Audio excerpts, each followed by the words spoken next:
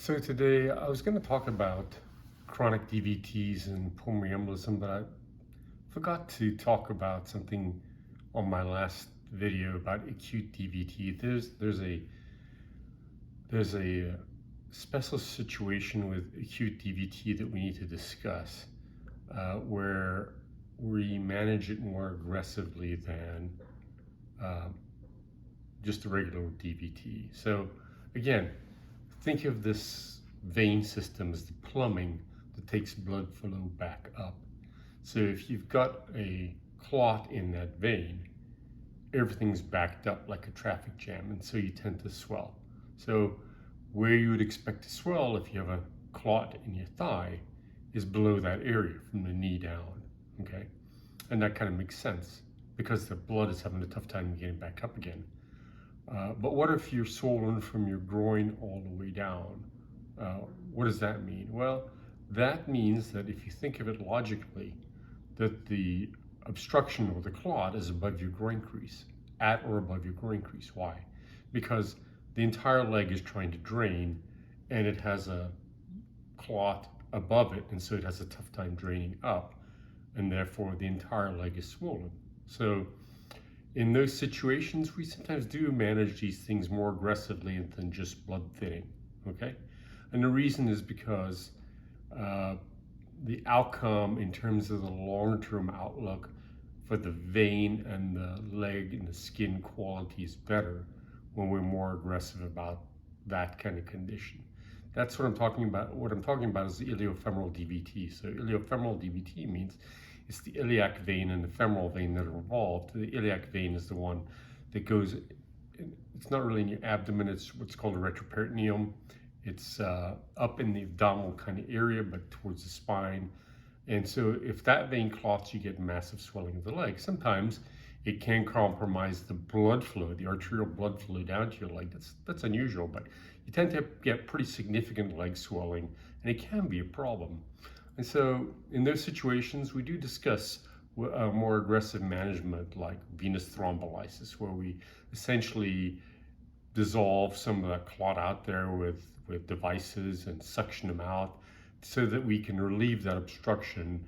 And the whole point of that is to improve the blood flow back up and prevent some of the long-term complications of having leg swelling.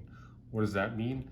Long-term complications such as what we call venous stasis disease, where you get a lot of discoloration of the skin. When you start to get discoloration of the skin from these clots, it's irreversible, not even just from clots, from venous insufficiency or vein valve problems.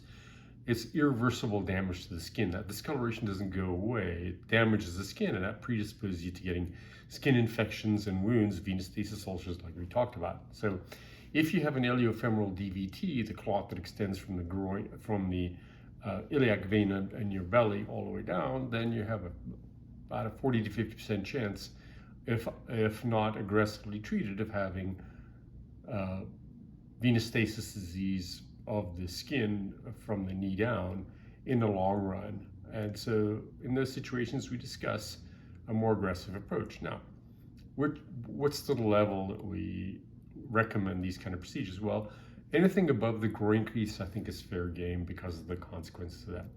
So the drainage of the veins from the leg, there's different veins that drain the leg, and they kind of follow the arteries.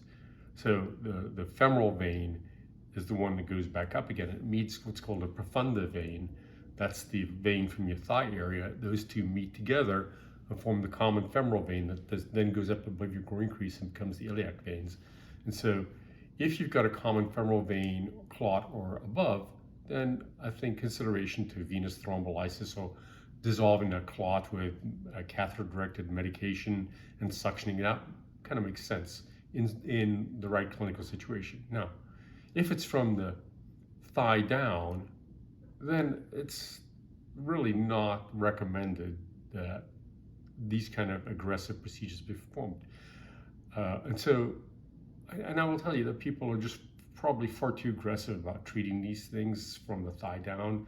I mean, I saw a case on LinkedIn where somebody had treated just an isolated small segment popliteal vein DVT, that's the one behind the knee, with thrombectomy, mechanical thrombectomy, which means putting a catheter down there and getting it out. That is not, by any stretch of the imagination, standard of care. That's not what all the societies recommend. But anything above the groin crease, fair enough. But again, you have to balance the risks versus benefits of all of this stuff, right? So the benefits have to be far in excess of the risks in order to do these kind of procedures. Why? Because there's potential complications to the procedure, right? And so when we do these procedures, the way we do them, we take somebody to the x-ray suite and we get into the vein under ultrasonic guidance, put a wire through all these clots, take a picture of the vena cava, the main structure there, and make sure there's no other issues involved. And then we put catheters up there and dissolve them with medication and then suction them out and essentially reopen the channel so that the blood flow goes back up again. That's how you get rid of the swelling quickly.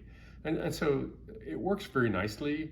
But again, you have to think about the risk-benefit analysis. So, if somebody's had a recent stomach ulcer and has had bleeding and you're going to inject blood thinning medication or blood clot busting medication, is probably not a good idea.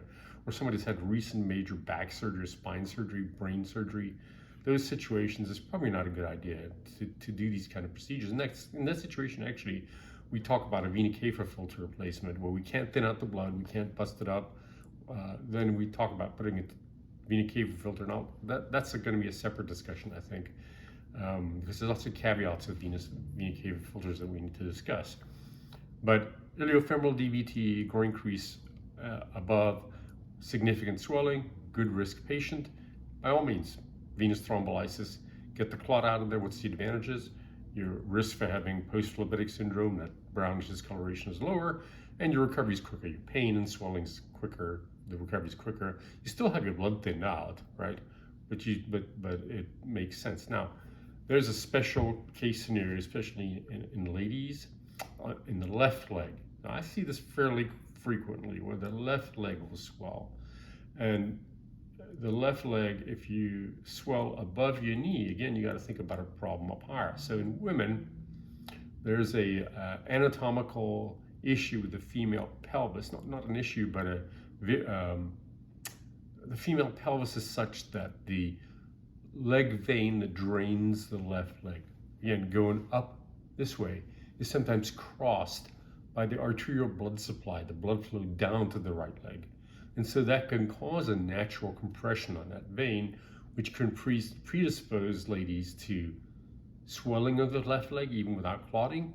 That can be debilitating, swelling all the way up to the groin crease usually, or clotting. The entire thing clots off because the flow's having a tough time getting back up. In those situations, then we do the thrombolysis.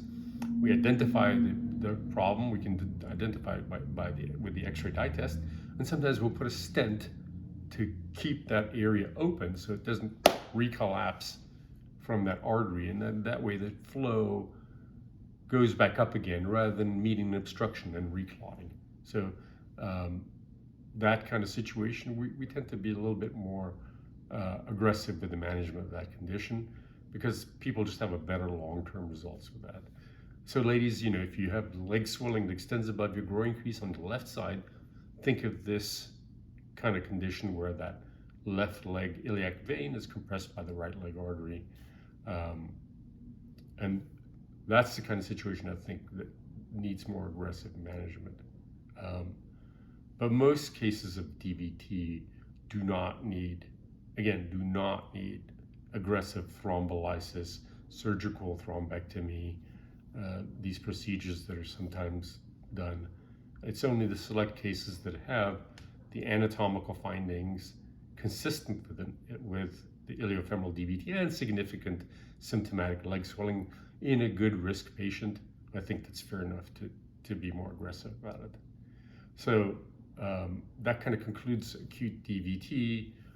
We'll talk about the chronic DVT condition, the pulmonary embolisms and IVC filters, the vena cava filters that have been in the news.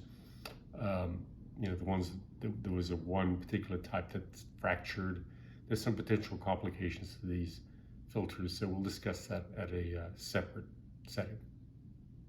Again, feel free to ask questions below, and I'll try and give you a generalized good answer so you have an indication of what this whole business is about.